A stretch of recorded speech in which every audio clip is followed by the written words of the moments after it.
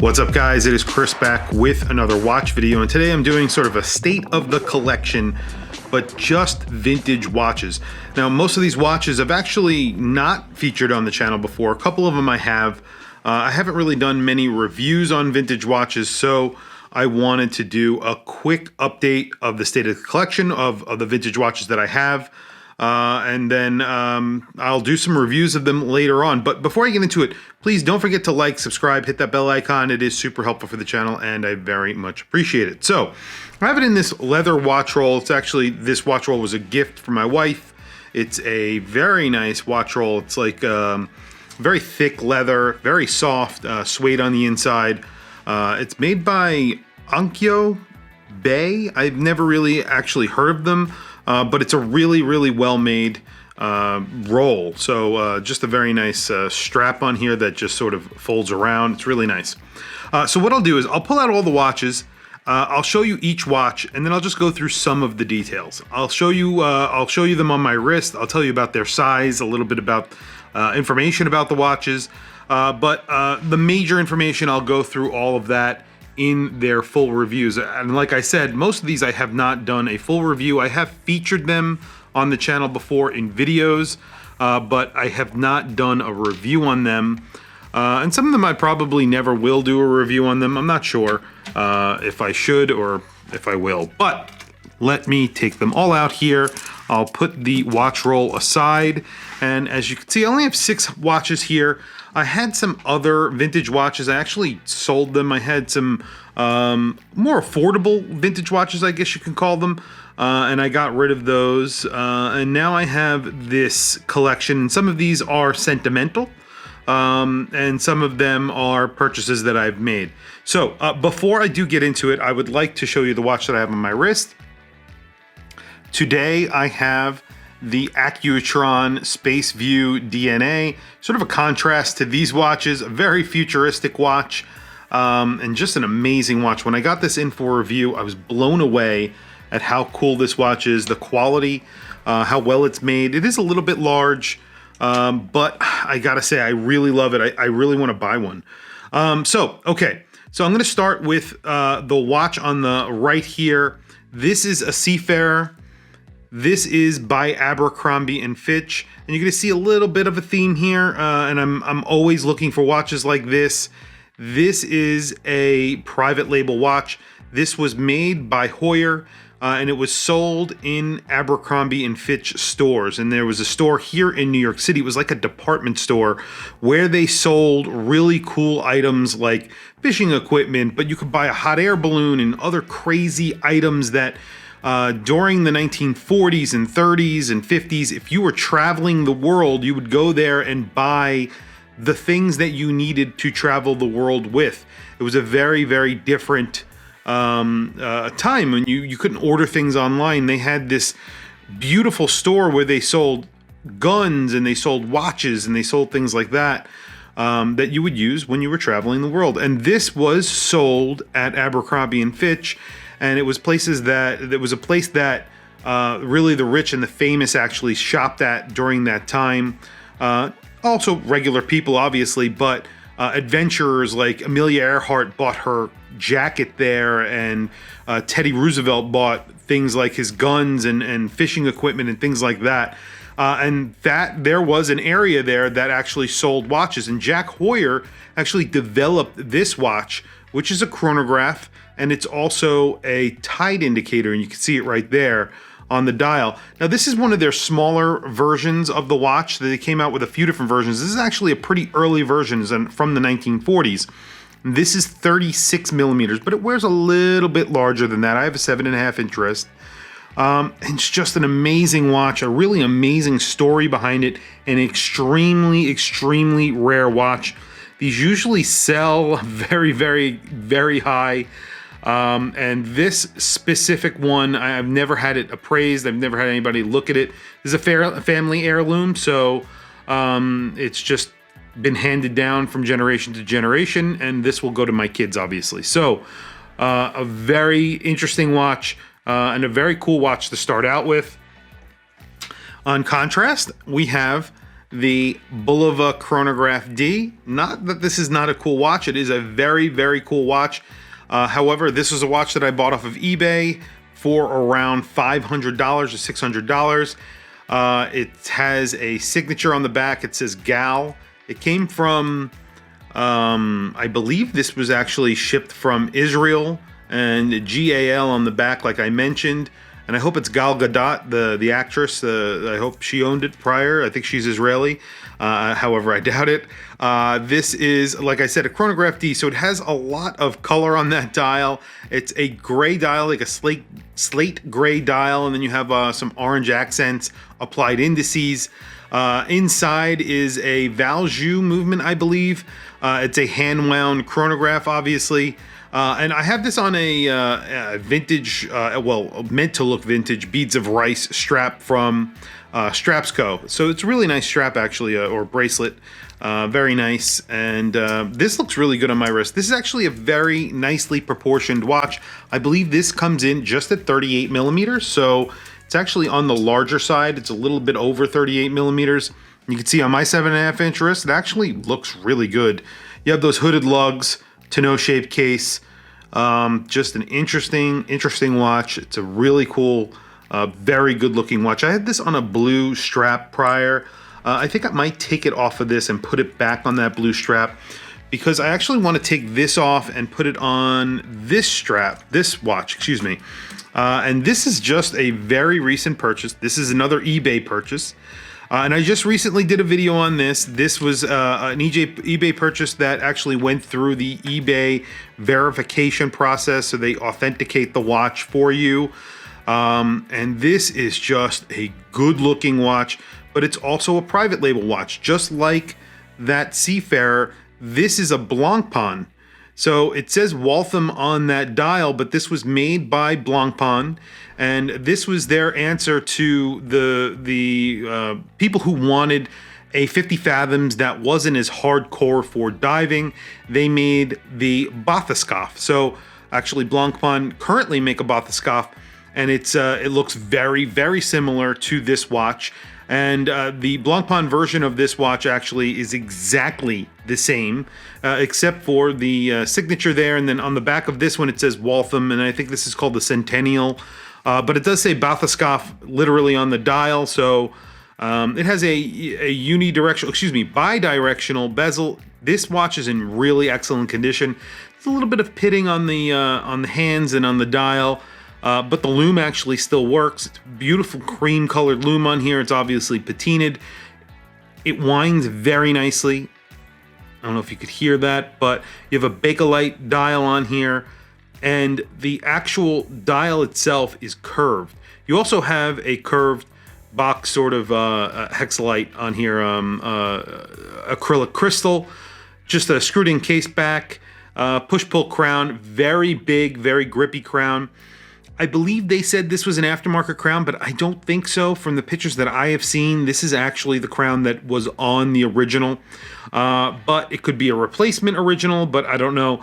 In general, really good condition. And like I said, this is a Blancpain 50 fathoms, essentially the bathyscaphe.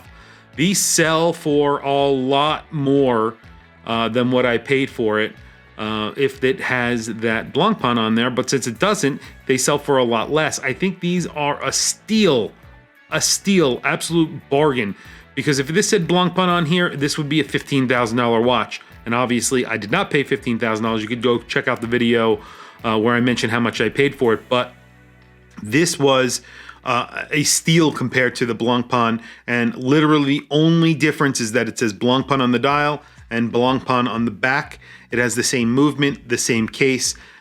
All the components are exactly the same, except for literally the name and the engraving on the back. That's the only difference. I have this on a Strapco. I think it looks really good on this strap.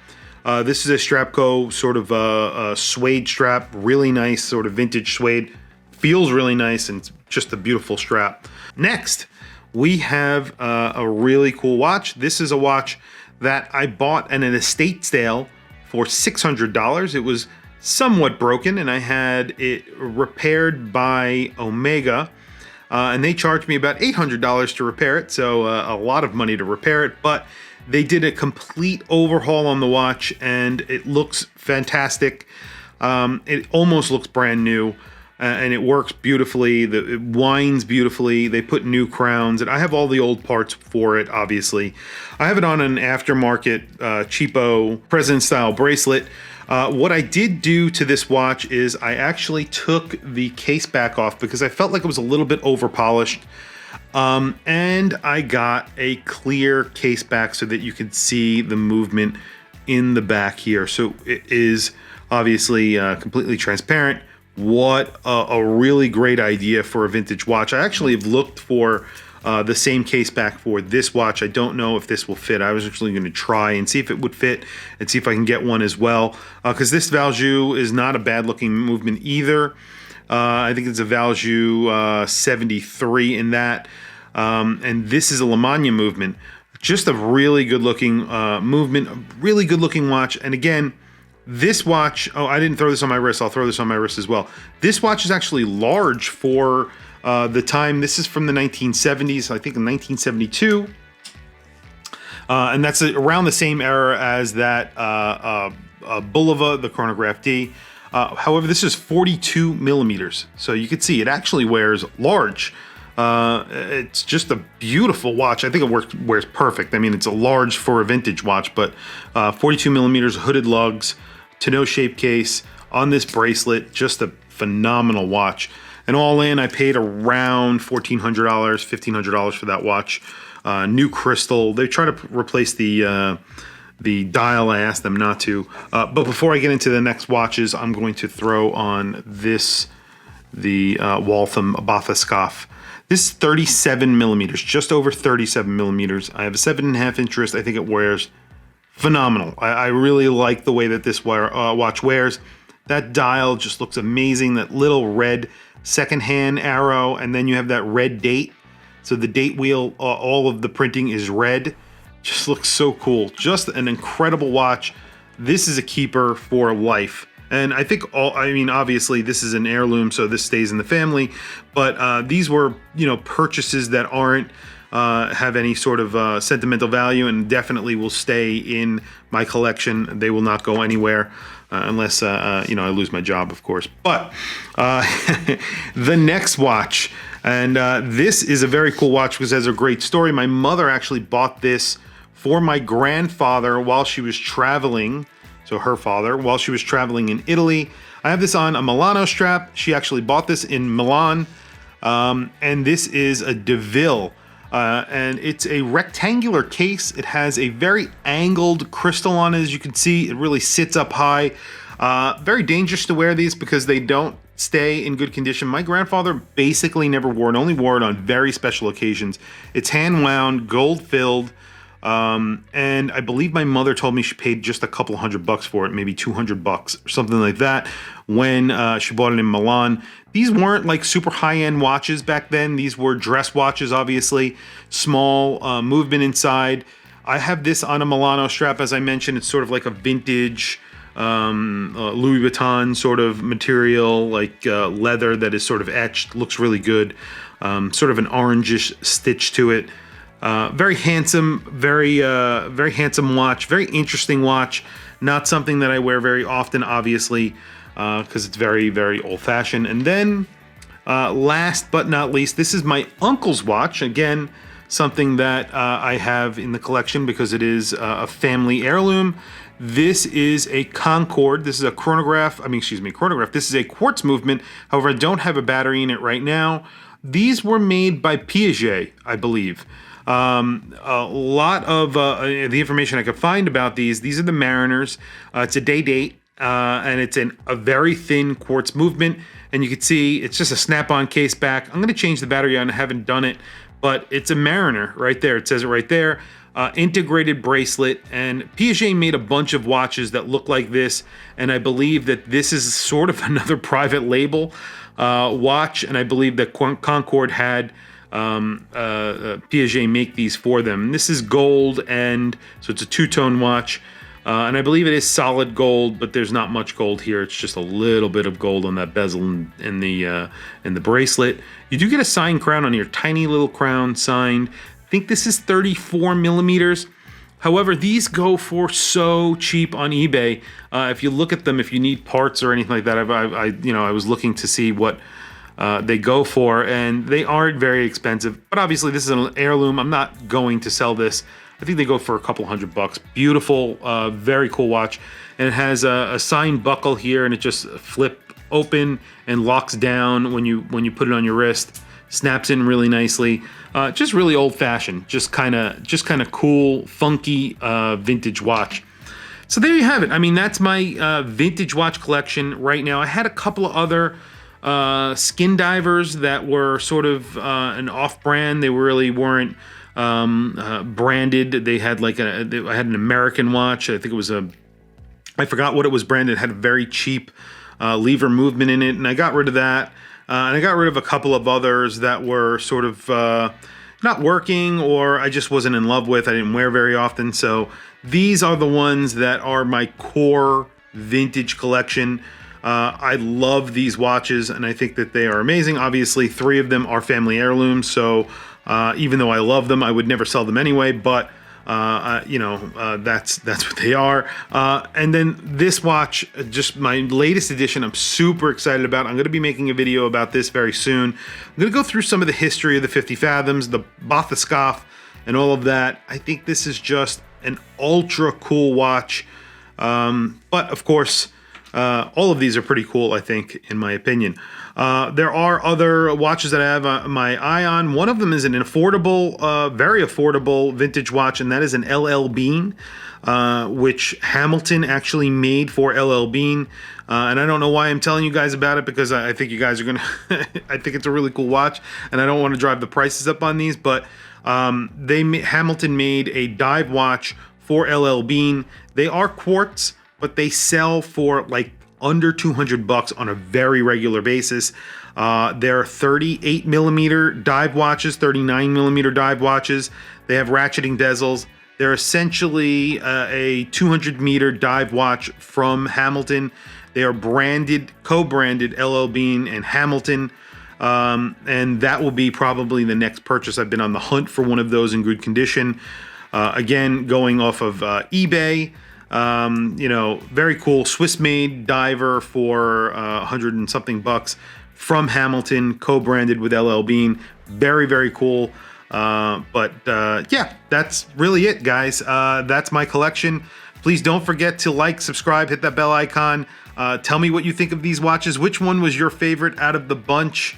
I know I have a favorite, but I think it's pretty obvious this guy is one of my favorites, and especially the Omega. But I think that these are the Seafarer is just a cool watch. These are really sentimental, and I love that Bulova. It's just for the price, you cannot beat vintage Bulovas. But tell me what you think in the comments below. Please also don't forget to like, subscribe, hit that bell icon. It is super helpful for the channel. Follow me on Instagram. My Instagram is WatchChrisBlog. I post pictures of these watches and many others. I have some links in the description. Those links are to Amazon. If you click those links and buy anything, it helps support the channel. Doesn't cost you anything extra.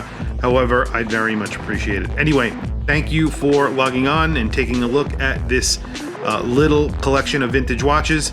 And I will catch you guys in the next video.